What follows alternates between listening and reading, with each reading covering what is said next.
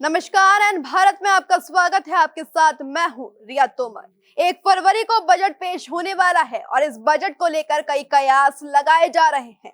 पूरे बाजार और देश को इंतजार है कि इस बजट में वित्त मंत्री निर्मला सीतारमण का फोकस किन बातों पर होगा। वहीं पीएम मोदी ने इस बार चुनाव से पहले देशवासियों को कई गारंटियां दी हैं।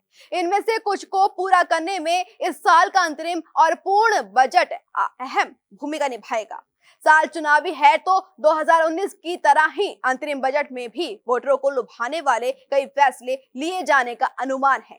जाने बीजेपी नेता अल्ताफ ठाकुर का बजट पर क्या कहना है। देखिए, हम यही एक्सपेक्ट कर रहे हैं। जिस तरह से पिछले साल का बजट आया था, उसमें जो यहाँ का टूरिज्म सेक्टर है, उस सेक्टर की डेवलपमेंट और उस सेक्टर को डेवलप करने के लिए उस बजट में बहुत कुछ था। और यहाँ की उस बजट में जो रोजगार प्रोवाइडर कुछ सेक्टर्स है, उनको टच किया गया था। और आज भी हम यही उम्मीद कर रहे हैं कि कल जो जम्मू कश्मीर का बजट आने वाला है, उस बजट में यहाँ के टूरिज्म सेक्टर जो इकोनॉमिक बूस्टर है जम्मू कश्मीर का, खासकर कश्मीर के, उसको मद्देनजर रखकर ये बजट बनाया जाएगा। और जो यहाँ मेन जो इंडस्ट्रीज है, चाहे वो टूरिज्म हो, चाहे वो एप्पल इंडस्ट्रीज हो, उनको मद्देनजर रखकर ये बजट बनाया गया होगा। और हम यही उम्मीद कर रहे हैं कि ये जो नया बजट है, ये जम्मू कश्मीर में और ज्यादा जो रोजगार के मौके हैं वो फराहम करेगा। और यहाँ की जो यूथ की जो एक हमेशा डिमांड रही है कि यहाँ सपोर्टर सेक्टर को मद्देनजर रखकर या उस तरीके से ये बजट सामने आ गए जिससे यहाँ की जो बेरोजगार नौजवान है उनको कहीं ना कहीं एकोमोडेट हो जाए, वो उनको रोजगार के मौके फराहम हो, ऐसी बजट की उम्मीद करेगी। और हमें पूरा यकीन है कि देश के प्रधानमंत्री नरेंद्र मोदी जी या देश की जो फाइनेंस मिनिस्टर है निर्मला सीतारमण जी, इन चीजों को मद्देनजर रखकर कल जम्मू कश्मीर का बजट पेश करेगी। और हम शॉर्ट लफ्जों में कह सकते हैं कि प्रो पीपल और पीपल्स फ्रेंडली बजट होगा, ये हम उम्मीद कर रहे हैं। अच्छा, ये बताइए कि कुछ पार्टीज का ये भी कहना है कि यहाँ की अपनी रिप्रेजेंटेशन नहीं है, जैसे यहाँ का फाइनेंस मिनिस्टर नहीं है, उनके यहाँ की असेंबली मिनिस्टर है, तो पूरी आवाज़, पूरी वॉइस जो है यहाँ चाहिए क्या लोगों को, वो नहीं पहुँच पा रही है। मुझे लगता है उन पॉलिटिकल पार्टियों को एक बार आंखें खोलनी चाहिए। अगर आप कॉमन मैन एज अ भारतीय बीजेपी का वर्कर, बीजेपी का लीडर, मैं भी चाहता हूं ये इलेक्शन बहुत जल्द हो, लेकिन अगर आज यहाँ कॉमन जो पीपल है उनके पास जाएंगे तो वो कहते हैं जो सिस्टम चल रहा है वो सिस्टम ठीक है, अभी रहने दो। क्योंकि जम्मू कश्मीर की तरक्की और जम्मू कश्मीर की डेवलपमेंट अगर हुई है वो 2019 के बाद इस CLG रूल में रही है। आम लोगों की पसंद यही है, आम लोगों की चाहत यही है, आम लोगों की ख्वाहिश है। वो अब खानदानी राज नहीं चाहते हैं, वो चाहते हैं कि यहाँ डेवलपमेंट हो, विकास हो, रोजगार के मौके फराहम हो।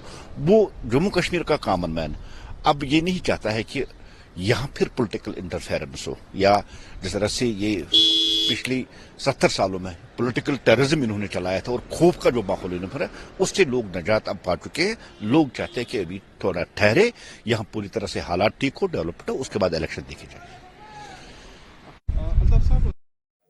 बजट को लेकर सवाल कई हैं कि क्या इस बार के बजट में सरकार ग्रोथ की गारंटी देगी या फिर टैक्स हटाकर आम आदमी को राहत देने को तैयार होगी। सुनिए CTI के अध्यक्ष ब्रिजेश गोयल ने क्या कुछ कहा। पहली मांग थी कि जो इनकम टैक्स है उसमें 5% और 20% का स्लैब है, उनके बीच में 10% के स्लैब को वापस लाया जाए। तो हमारी मांग है, यानी कि अगर 2.5 लाख से ऊपर अगर आपकी इनकम है तो आपको रिटर्न जमा करानी पड़ती है, तो इनकम टैक्स में छूट की सीमा 2.5 लाख से बढ़ाकर 5 लाख की जाए। जो बड़ी बड़ी कंपनियां, कॉरपोरेट्स हैं, उनको 8 से 10% ब्याज दरों पर लोन मिल जाता है। लेकिन भारत सरकार की जो मुद्रा योजना है उसमें छोटे व्यापारियों को और मिडिल क्लास को अधिक ब्याज दरों पर लोन मिलता है, तो इसके लिए सस्ती ब्याज दरों की सुविधा मिलनी चाहिए। तो सरकार से एक निवेदन है कि जो पेमेंट में भुगतान एडिशनल टैक्स डाला गया है इनकम टैक्स में, उसकी पुनर्समीक्षा हो।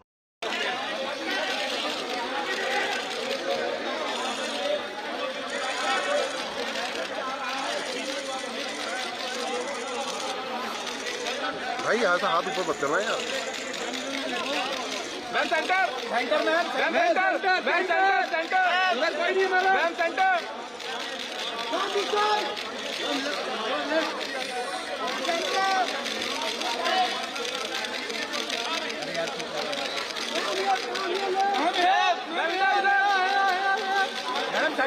सेंटर